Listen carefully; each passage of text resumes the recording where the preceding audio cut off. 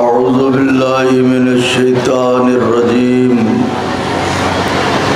بسم اللہ الرحمن الرحیم قال اللہ سبحانہ تبارک و تعالی فی القرآن المجید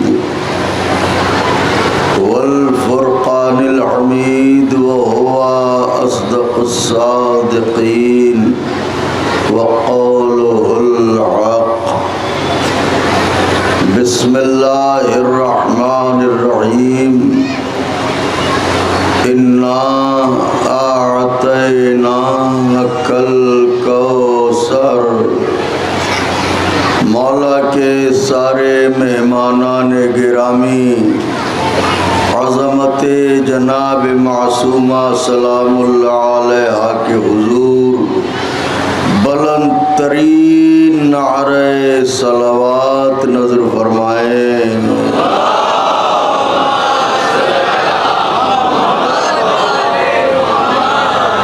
مولا کے مہمانوں، حضرت کے سوگواروں، سرکار سید الشہداء کے غم گساروں، کربلا والوں کو اپنے اپنے گاؤں میں، اپنے اپنے گھروں میں مہمان بلانے والوں، یہ خوش نصیبی کی بات ہے کہ آپ کو خوشی بھی دی گئی تو غدیر کی، اور غم بھی دیا گیا تو کربلا کا۔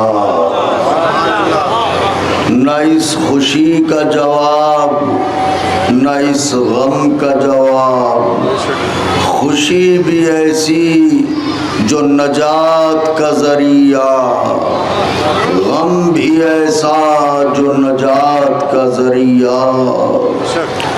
ہر انسان غم میں گریہ کر کے اداس ہوتا ہے، مگر حسین کا غم ایسا ہے کہ مجلس سے روئے بنا چلے جائیے تو طبیعت اداس ہوتی ہے کہ آخر ایسی ہم سے کیا خطا ہوئی کہ آج ہماری آنکھوں سے آنسو نہیں نکلے۔ لیکن انہوں نے بھی کتنا بڑا کرم کیا۔ اہل نظر ہیں، فقرہ صرف کر رہا ہوں، کرم اتنا بڑا کیا کہ جہاں پس دنیا میں خیالوں کی پستیوں میں لوگ پڑے رہتے ہوں، وہاں ہم غریبوں کو فرش عزا پر بلا کے آسمان کی بلندی دکھا دی۔ جس کائنات میں ہر کوئی کسی بڑے کے پہلو میں بیٹھ کے ایک تصویر کھنچوانا چاہتا ہو، اسی دنیا میں فرش عزا پر عزاداروں کو بلا کے ان بڑوں کے پہلو میں بٹھایا جن سے بڑا کوئی ہے ہی نہیں۔ رسول اللہ یہیں کہیں بیٹھے ہیں، علی مرتضیٰ یہیں کہیں بیٹھے ہیں، حسین کربلا یہیں کہیں بیٹھے ہیں، انبیاء یہیں کہیں تشریف فرما ہیں۔ ایسے بڑوں کے پہلو میں بیٹھے ہیں آپ۔ اب جب یہاں سے اٹھیں گے تو سینہ تان کے چلیں گے، سر اٹھا کے چلیں گے۔ ان کا صاحب مجلس سے آ رہے ہیں تو سر اٹھا کے کیوں آ رہے ہیں؟ اس لیے کہ تم اس بڑے کے پاس بیٹھ کے سر اٹھاتے ہو جو کل بڑا نہیں تھا اور کل بڑا نہیں رہے گا۔ ہم ایسے بڑوں کے ساتھ بیٹھ کے آئے ہیں جو کل بھی بڑے تھے، آج بھی بڑے ہیں، کل بھی بڑے رہیں گے۔ نعرہ حیدری۔ اور اب جی چاہتا ہے کہ اللہ کا لاکھ لاکھ شکر ادا کریں، اس لیے کہ اس فقرہ سنیے گا مولا کے چاہنے والوں، بیاض دل پر لکھیے گا، اس لیے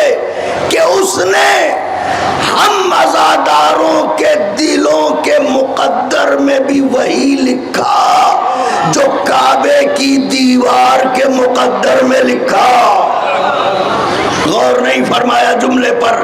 ہمارے دلوں کے مقدر میں بھی وہی لکھا جو کعبے کی دیوار کے مقدر میں لکھا کہ اس کا دروازہ بھی علی کے لیے کھلتا ہے, اس کا دروازہ بھی علی کے لیے.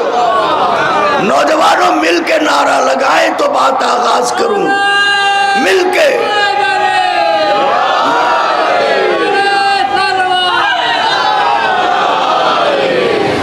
میرے مولا آپ کو سلامت رکھیں, جزائے خیر دیں. بس طولانی گفتگو نہیں ہے, مختصر سے وقت میں چند لمحے کہ خدا شاد و آباد رکھے.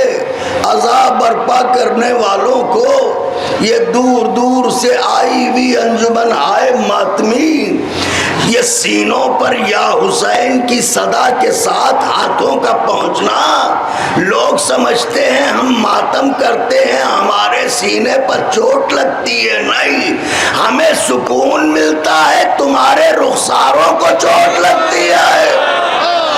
نعرہ حیدری حیدری حیدری. ہمیں تو سکون ملتا ہے مگر تمہارے رخساروں کو چوٹ لگتی ہے, اور چوٹ بھی ایسی کہ تم تلملاتے ہو, گال بھی سہلا نہیں پاتے. یہ ہے عزائے حسین سے دشمنی کی سزا. تو قرآن نے کہا بسم اللہ الرحمن الرحیم, انا قبلہ انا اعطینا کل کوثر. اے حبیب ہم نے آپ کو کوثر عطا کیا. یہ سب جانتے ہیں کہ کوثر سے مراد بی بی فاطمہ سلام اللہ علیہا ہیں. صلوات پڑھ لیں شہزادی کی عظمت پر. فصلی لربک, توجہ, فصلی لربک وانحر. پس آپ اپنے رب کی بارگاہ میں نمازیں بھی پڑھیے اور قربانی بھی دیجئے. رہی بات آپ کے دشمنوں کی تو انا شانئک ھوال ابتر. وہ ابتر ہیں, مطلب ان کی نسل ختم ہو جائے گی. وہ منقطع النسل ہیں, ان کی اولاد آگے نہ بڑھے گی. جنہوں نے آپ کو ابتر کہا, اب اجازت ہو تو ایک فقرہ کہہ دوں, ہو سکتا ہے ذہنوں میں بات آئے. اگر دشمنان رسول کی نسلیں ختم ہو گئی تو پھر یہ دنیا میں جو پھیلے ہوئے لوگ ہیں یہ کون ہیں؟ ان کو نہ دیکھیے, امام معصوم کا فرمان سنیے. کسی نے چھٹے امام سے پوچھا تھا کہ جب قرآن نے کہا انا شانئک ھوال ابتر تو پھر اہل بیت کے دشمن نظر کیوں آتے ہیں؟ حضرت نے فرمایا یاد رکھنا ہمارے دشمنوں کی پہچان یہ ہے, ہوتے کسی اور کے ہیں, کہلاتے کسی اور. اللہ اکبر, ہوتے کسی اور کے ہیں, کہلاتے کسی اور کے ہیں. تو اب جب یہ آیت کریمہ نازل ہوئی تو اب ہر آیت کی ایک شان نزول ہے, لہذا اس کی بھی ہے. تو اس کی شان نزول کیا ہے؟ مفسرین نے بہت ساری لکھی ہیں, بس آج ایک شان نزول اور اسی پہ بات تمام ہو جائے گی. پیغمبر نے ایک دن خواب دیکھا, غور سے سنیے گا, بی بی کی کنیزیں سنیں اور بچوں کو یاد کرائیں گی. خواب دیکھا کہ میرے منبر پر بنو امیہ کے بندر اچھل رہے ہیں. حضور یہی تو ہے, یہ دیکھیے ہمیں بزرگ سینئر قبلہ بیٹھے ہوئے ہیں. پیغمبر نے خواب دیکھا کہ میرے منبر پر بنو امیہ کے بندر, واہ واہ واہ سبحان اللہ, اچھل رہے ہیں. تو پیغمبر خواب سے چونکے, پیغمبر رنجیدہ ہوئے, یا اللہ یہ کیا خواب دیکھا؟ میرا ممبر بنو امیہ کے بندر۔ اللہ نے کہا پریشان نہ ہو میرے حبیب، انا اعطینا کل کوثر، ہم نے آپ کو نسل کثیر عطا کی۔ جب جب آپ کے ممبر پر کوئی بنو امیہ کا بندر آئے گا تب تک کوئی نہ کوئی نمائندہ کوثر اسے اتارنے آئے گا۔ میرا کلیجہ آپ کی ہتھیلی پر ہے،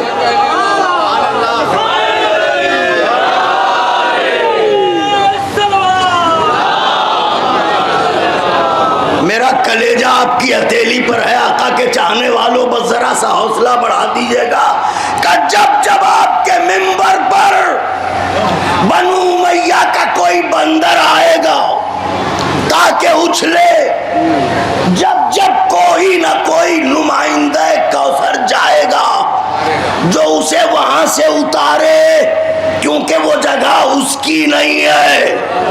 سبحان اللہ، واہ واہ واہ واہ۔ تو اب یہ تو طے ہو گیا نا کہ جب جب نسل کوثر کا کوئی نمائندہ کسی کو ممبر سے اتارے تو اس کا مطلب وہ انسان نہیں ہے، بنو امیہ کا بندر ہے۔ واہ واہ واہ واہ، سبحان اللہ، وہ بنو امیہ کا بندر ہے۔ اب تاریخ بڑھی آگے، سرکار دنیا سے چلے گئے، مسجد النبوی، ممبر مصطفیٰ، ایک شخص آیا ممبر پر، ادھر سے نمائندہ کوثر بڑھا۔ واہ واہ، سبحان اللہ۔ یعنی حسن اپنے بابا علی کے ساتھ مسجد میں داخل ہوئے، جیسے ہی اسے دیکھا کہ اتر میرے باپ کے ممبر سے، جا بیٹھ اپنے باپ کی جگہ۔ واہ واہ واہ واہ واہ واہ، اتر میرے باپ کے ممبر سے، جا بیٹھ اپنے باپ کی جگہ۔ یہ صاحب خلق عظیم کا بڑا نواسا، اسے اتنا جلال اسے دیکھتے ہی کیوں آیا کہ کہہ رہے ہیں اتر میرے باپ کے ممبر سے، جا بیٹھ اپنے باپ کی جگہ۔ مجھے تو ایسا لگتا ہے کہ اس جلال کا سبب یہ ہے جسے نبی نے خواب میں دیکھا تھا اسے حسن نے ممبر پر دیکھ لیا۔ ہائے ہائے ہائے ہائے ہائے، نوجوانوں کیا آپ بھی نعرہ نہ لگاؤ گے مولا کے چاہنے والوں؟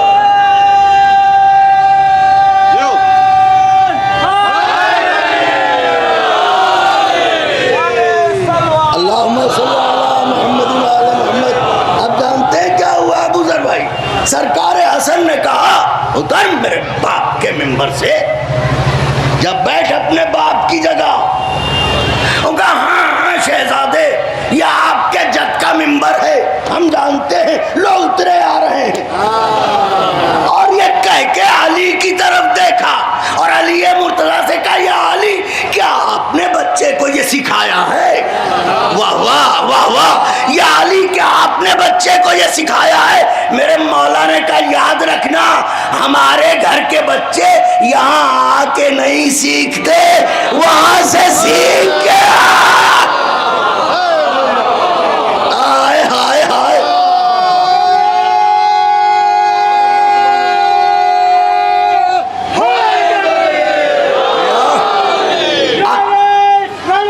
اللہم صلی علی محمد و آل محمد۔ بس 10 منٹ کے اندر فضائل سمیٹ دیے، اور اس کے بعد کیونکہ رونے رلانے کا کہ دن ہے تو آواز دی یہاں کے بچے، ہمارے گھر کے بچے بیٹو یہاں آ کے نہیں سیکھتے، یہ وہاں سے سیکھ کے آتے ہیں، انہیں یہاں آ کے سیکھنے کی ضرورت نہیں پڑتی۔ اب یہ پہلا منظر جہاں بندر کو کوثر نے اتارا، بولیے تو صحیح کچھ کہہ رہا ہوں، یہ پہلا منظر جہاں بندر کو کوثر نے اتارا۔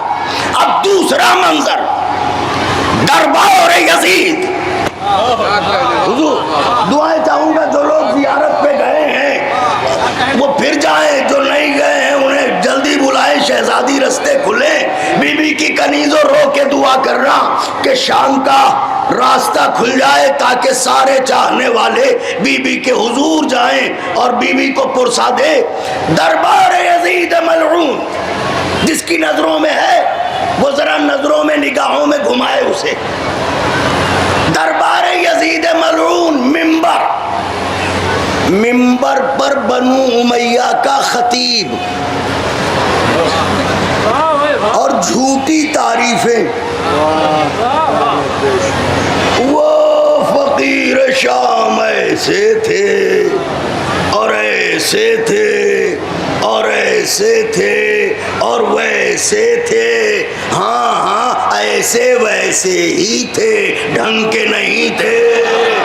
واہ واہ واہ واہ سبحان اللہ. ذرا لفظوں پر اور زبان پر بھی توجہ دیا کریں. وہ ایسے ویسے ہی تھے, ڈھنگ کے نہیں تھے. کہ اتنے میں نمائندہ کوثر سید سجاد آیتوں کا کارواں لیے ہوئے داخل دربار ہوئے. کیسا لگا؟ بازوؤں کی مچھلیاں پھڑکی. سید سجاد آیتوں کا کارواں لیے ہوئے قبلہ داخل دربار ہوئے. جیسے ہی دیکھا بنو امیہ کا خطیب ممبر پر بیٹھ کے چڑچڑا رہا ہے, انہوں نے فوراً یزید ملعون سے کہا او میسونہ کے پسر.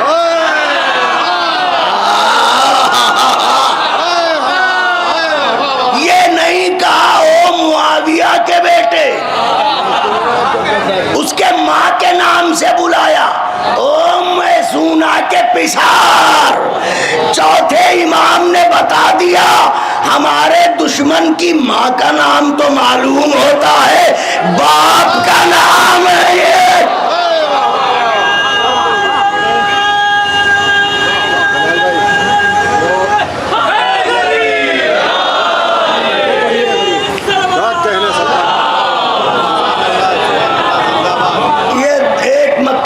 شعر ہمارے ابو ذر بھائی نے فرمائش کی ہے جو کربلائے معلیٰ میں پڑھے تھے کہ میں تھک چکا ہوں, نصیر و معین بھی دے دے, کہ نیند آتی ہے فرش حسین بھی دے دے.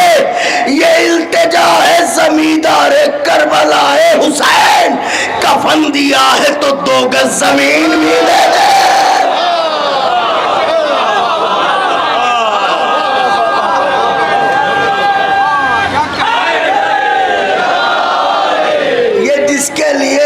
پسینہ بہایا ہے اور آپ کی اتنی توجہ مرکوز کروائی ہے, وہ اس جملے کے لیے, اس لمحے کے لیے جو عرض کرنا چاہتا ہوں. تو نمائندہ کوثر آیتوں کا کارواں لیے ہوئے قبلہ حضرت داخل دربار ہوئے. بنو امیہ کا خطیب ممبر پر بیٹھا ہوا بکواس کر رہا ہے. نمائندہ کوثر کو غیظ آیا, کہا میسونہ کے پسر اس سے کہہ یہ اترے میں جاؤں. سبحان اللہ. آپ ہی کو حق ہے سننے کا, انہیں تھوڑی ہے, کیونکہ وہ تو اترنے والوں میں ہیں. تو کہا اس سے کہہ یہ اترے میں جاؤں, کیا کرو گے جا کے؟ کہا میں بھی بولوں گا. کہا نہیں, ہم تم کو نہیں بولنے دیں, تم تقریر نہیں کر سکتے. تو جو دربار میں 700 کرسی نشین تھے انہوں نے نوجوانوں شور مچایا. انہوں نے کہا قیدی ہے, لاغر ہے, زنجیروں میں جکڑا ہے, تیرا دربار ہے, تیرے لوگ ہیں, اگر یہ گیا بھی منبر پر تو ایسے شخص کے اوسان کہاں بجا ہوتے ہیں, یہ کیا بولے گا, تیرے خلاف کچھ تھوڑی بول پائے گا. جانے دے, دیکھیں تو صحیح کیا کہہ رہا ہے. دربار نے جو شور مچایا تو یہ چپ ہوا. بلال کاظمی ہوتا تو درباریوں سے کہتا یہ اس لیے نہیں جانے دے رہا ہے کہ اسے پتا ہے کہ زنجیروں میں جکڑا ہے مگر علی ہے. کیا بھی نہیں بولو گے نوجوانوں؟ نعرہ حیدری.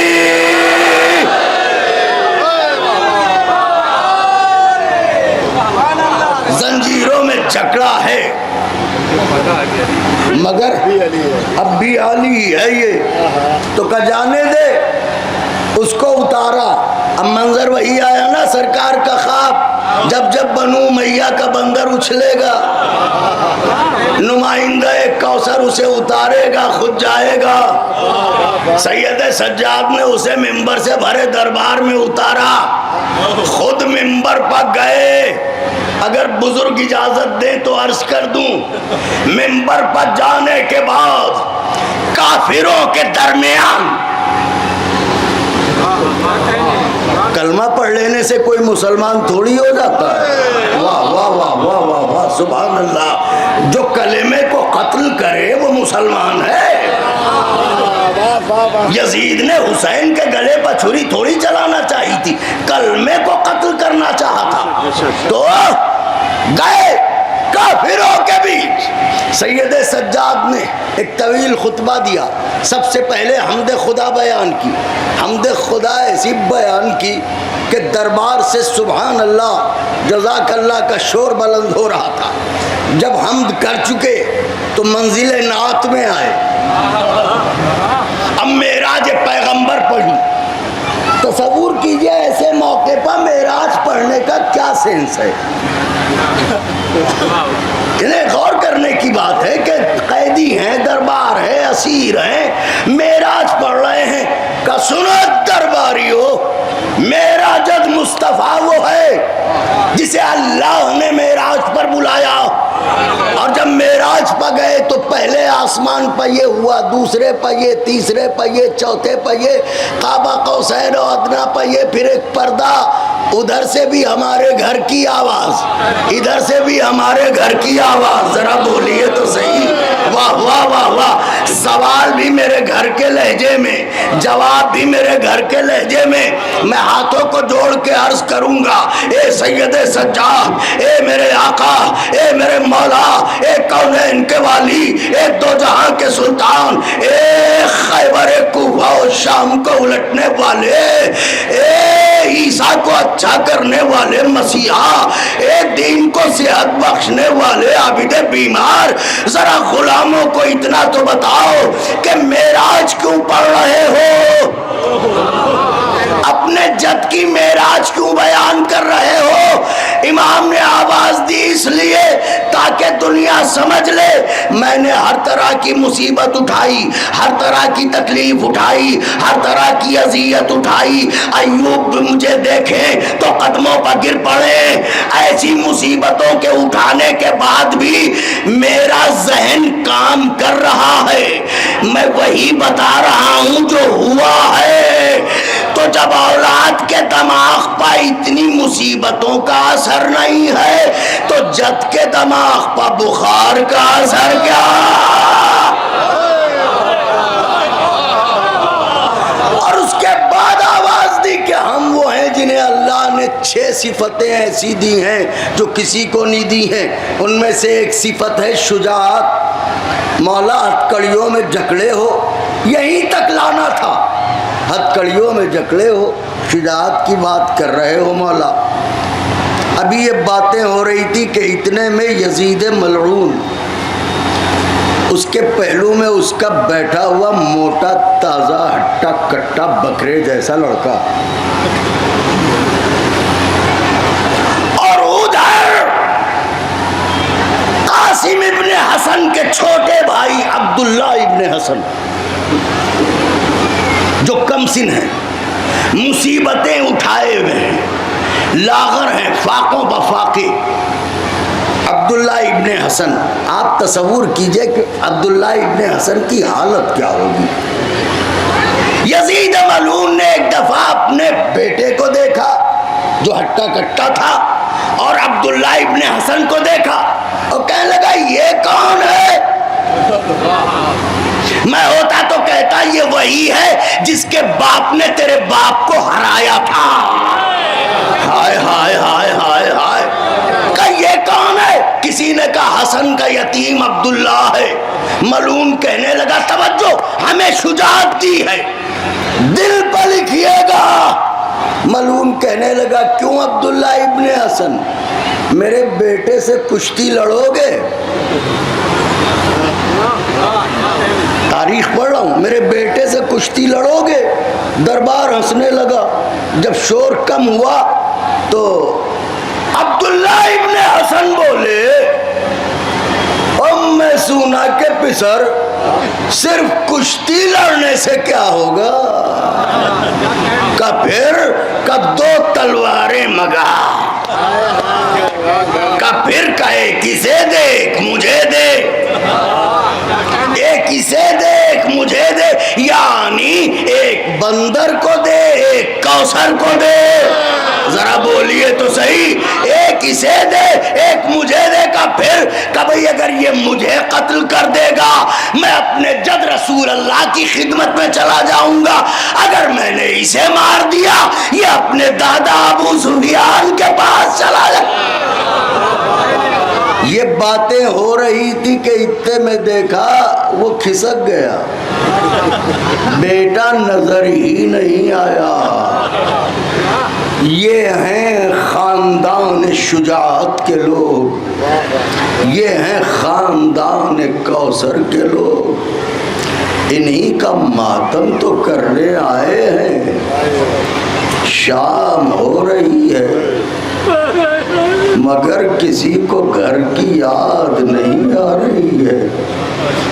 بچوں کی فطرت ہوتی ہے کہ جب شام ہونے لگے تو وہ کہتے ہیں اماں گھر چلو، اماں گھر چلو، مگر جانے کیا ہے حسین کی مجلس میں کہ بچے بھی گھر کو یاد نہیں کرتے۔ لیکن میں چھوٹے بچوں سے کہوں گا، اے بچوں، شام کو جب گھر کی یاد آئے تو حسین کی ننھی بیٹی کو یاد کر لینا۔ شاید اسی وقت سکینہ اڑتے ہوئے پرندوں کو دیکھ کے پوچھتی تھی، پھوپھی اماں یہ پرندے کہاں جا رہے ہیں؟ آوازیں بلند ہو گئیں، خدا کسی غم میں نہ رلائے سوائے غم مظلوم کربلا حسین علیہ السلام کے۔ صرف ایک روایت پڑھوں گا، مجلس تمام ہو جائے گی۔ موقع کی مناسبت سے بی بی کی کنیزوں تڑپ کے روئیے گا، جلوسوں میں احتیاط سے بیٹھا کیجئے۔ ہم نہیں جانتے کہ کس کے پہلو میں کون سی اجڑی ہوئی بی بی بیٹھی ہو اور رو رو کے کہہ رہی ہو، ہائے حسین، ہائے غریب، ہائے مظلوم۔ سوگوارو کوئی آئے نہ آئے، ٹوٹی ہوئی پسلیوں والی بی بی تو ضرور آتی ہے، ایک رومال لیے ہوئے، کبھی عورتوں میں کبھی عزاداروں میں لاؤ آنسو۔ آوازوں کو دبا کے نہ رو سوگوارو، یہی وقت تھا۔ ابو ذر بھائی قبلہ ایسا لگتا ہے مقتل پڑھ کے کہ یہی وقت تھا۔ شمر ملعون نے کہا قافلے کو دوڑاؤ تاکہ ہم اندھیرا ہونے سے پہلے کسی بستی میں پہنچ جائے۔ کارواں کو دوڑایا گیا، آگے آگے نیزوں پر سر تھے، جس نیزے پر سر حسین تھا وہ خولی ملعون کے ہاتھ میں تھا۔ ملعون کے ہاتھوں سے نیزہ چھٹا زمین میں گڑ گیا۔ خولی نے بڑی کوشش کی، شمر ملعون مڑا، کہا خولی کیا ہوا، دیر کیوں کرتا ہے، اندھیرا ہونے کو ہے، جلدی چل۔ خولی نے کہا میں کیا کروں، یہ حسین آگے نہیں بڑھتے۔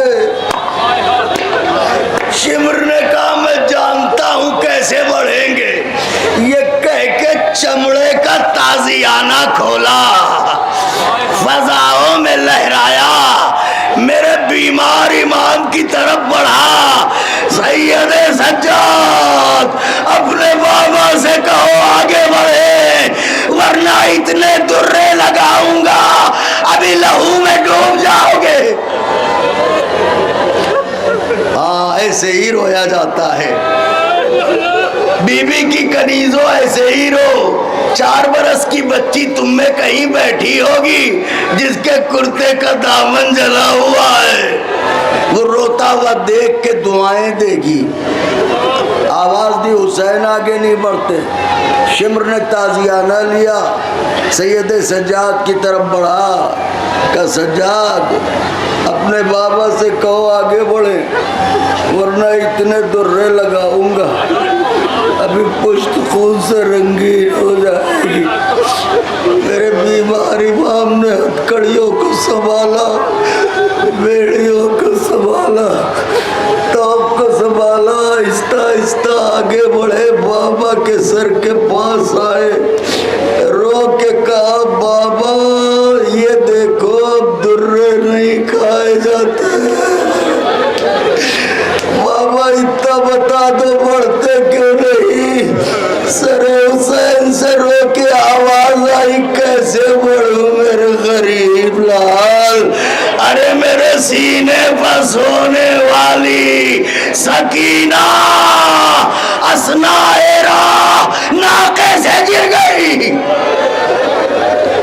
ہاں چلا کے رو لیجئے، آوازوں کو نہ دبائیے، زہرا دعائیں دیتی ہیں جب بلند آواز سے روتے ہیں۔ سید سجاد نے باپ کی آواز سنی۔ ذرا بتاؤ بھائیو، بہنیں تو ہیں نا، اگر ہمارے آپ کے ساتھ ایسا ہو کیا ہوگا؟ سید سجاد ایک تو زنجیریں ہتھکڑیاں بیڑیاں، اس پر باپ کہہ رہا ہے کہ بیٹی ناقے سے گر گئی۔ یہ آواز اونٹ پر بیٹھی ہوئی بیری دار بہن نے سن لی۔ زینب کبریٰ نے کہا میرے لال کیا کہہ رہا تھا میرا بھائی؟ میری سکینہ ناقے سے گر گئی۔ یہ کہہ کے زینب نے خود کو ناقے سے گرایا۔ کچھ سنا سوگوارو؟ میں نے پڑھ دیا، آپ نے سن لیا۔ ہم اگر یہ تخت بہت اونچا نہیں ہے لیکن اگر یہاں سے گرے تو ہاتھوں کو ٹیکیں گے، لیکن وہ بی بی جس کے ہاتھ پسے گردن بندھے ہوں وہ جب ناقے سے گری ہوگی، میرا دل تو کہتا ہے عباس کا گھوڑے سے گرنا، زینب کا ناقے سے گرنا ایک جیسا ہے۔ زینب ناقے سے گری، میں نہیں جانتا سر کے بل گری یا پیشانی کے بل گری یا رخساروں کے بل گری، زینب بابا کا نام لے کے اٹھی۔ میرے لال سید سجاد تم بیڑیوں میں ہو، تم رکو، پھوپھی ڈھونڈ کے لاتی ہے۔ یہ کہہ کے زینب آگے بڑھی، ایسے ہی جیسے اندھیرا بڑھ رہا ہے نا ایسے ہی اندھیرا بڑھ رہا تھا۔ علی کی بیٹی کبھی دائیں کبھی بائیں، سکینہ سکینہ میرے بھیا کی امانت، ارے مجھے منہ دکھانا ہے کربلا لوٹ کے حسین کو، کہاں ہو سکینہ؟ یہاں جو بزرگ بیٹھے ہیں وہ جانتے ہیں کہ چاند جب بڑا ہو جاتا ہے، یعنی 12 کا چاند، 13 کا چاند، 14 کا چاند، تو ابو ذر بھائی قبلہ تو کیا ہوتا ہے، جس زمانے میں لائٹ نہیں تھی تو چاندنی رات میں لوگ رستہ بھی دیکھ لیتے تھے، اور اگر کچھ دور کوئی بیٹھا ہوتا تھا تو اسے بھی دیکھ لیتے تھے۔ زینب بھی تلاش سکینہ میں جا رہی تھی کہ لگا کچھ فاصلے پہ کوئی کالے برقعے والی بی بی خاک پہ بیٹھی ہے، اور قریب گئی تو کانوں میں لو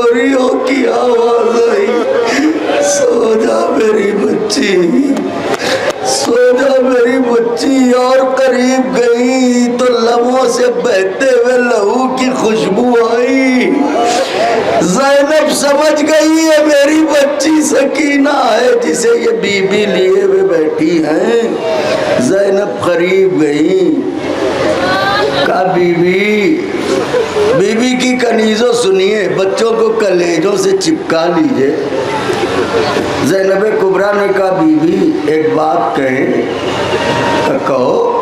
کہ بات یہ ہے ہم نے جب سے مدینہ چھوڑا ہم سے کوئی محبت کرنے والا نہ ملا. بی بی آپ اکیلی ہیں جس نے مجھ پر احسان کیا، میری بچی کو گلے سے لگا کے بیٹھی.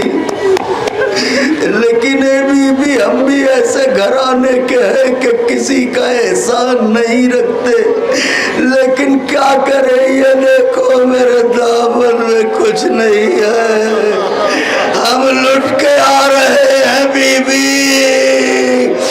بی بی کم سے کم اپنا نام بتا دو تاکہ شکریہ ادا کر دوں. بھائی اتنا کہنا تھا. برقع پوش بی بی نے کہا زینب ماں کا شکریہ.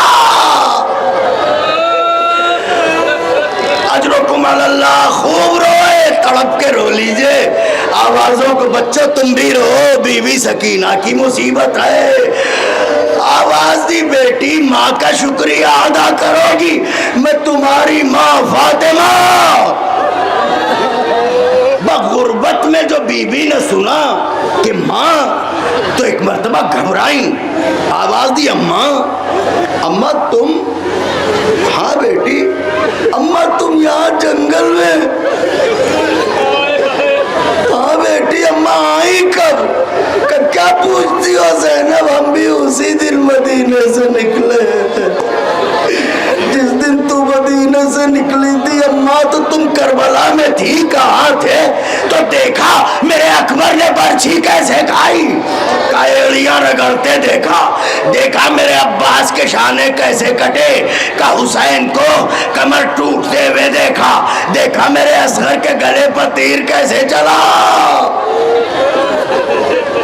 ایک ایک بات زینب پوچھتی رہی. تمام ہو گئی مجلس.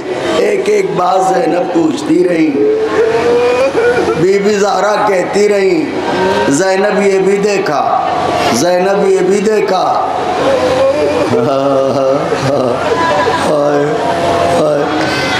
زینب یہ بھی دیکھا، زینب یہ بھی دیکھا.